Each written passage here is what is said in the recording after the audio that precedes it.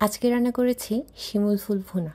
আমরা অবশ্য শিমুল ফুলগুলোকে আমাদের চাকমা ভাষায় সেমি ফুল বলি। রেসিপি শুরু করার আগে শিমুল ফুল নিয়ে কিছু কথা বলি তোমাদের। যখন শিমুল ফুলের সিজন চলে আসে আর গাছ ভরা টকটকে লাল শিমুল ফুলগুলো মাটিতে ঝরে পড়ে যায়, তখন আমরা সেই শিমুল ফুলগুলোকে কুড়িয়ে নিয়ে এসে রোদে শুকিয়ে শুটকি বানিয়ে সংরক্ষণ করে থাকি সারা বছর ধরে। তারপর যখন খেতে মন চায় আমরা নিজের পছন্দ মতো রান্না করে খেয়ে থাকি। তার একটা রেসিপি আজকে তোমাদের সাথে শেয়ার করব।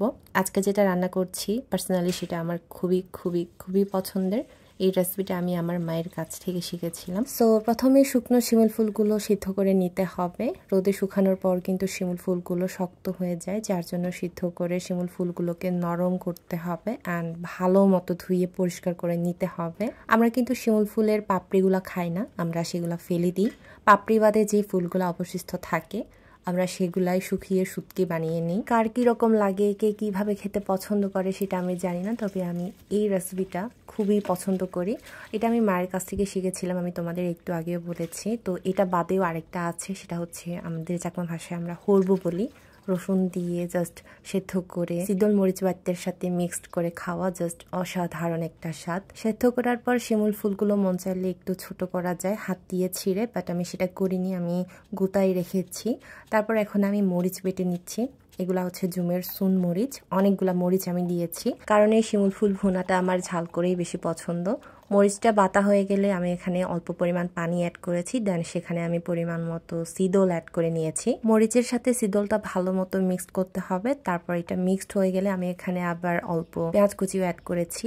আবার সবগুলো উপকরণ ভালো মতো মিক্স করতে হবে। তো আমি এখানে একটু তেলের পরিমাণটা বাড়িয়ে দিয়েছি, কারণ ভুনা তরকারিগুলোতে আমার তেল বেশি হলেই তারপর ভালো লাগে। তেল গরম হয়ে গেলে পেঁয়াজ কুচি দিয়ে দিব, দেন এখানে আমরা সিদল মরিচ দিয়ে যে মিশ্রণটা বানিয়েছি সেটা দিয়ে দিব।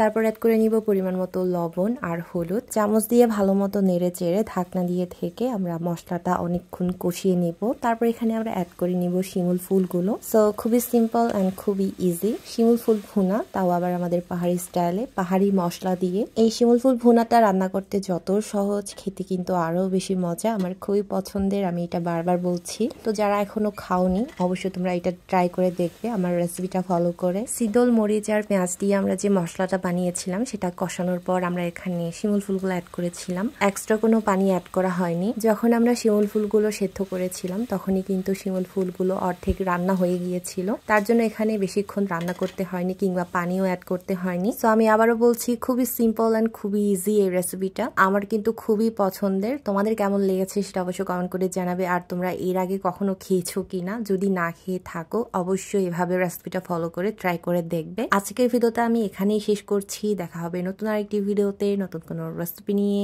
সে পর্যন্ত সবাই ভালো থেকো, সুস্থ থেকো, টাটা বাই।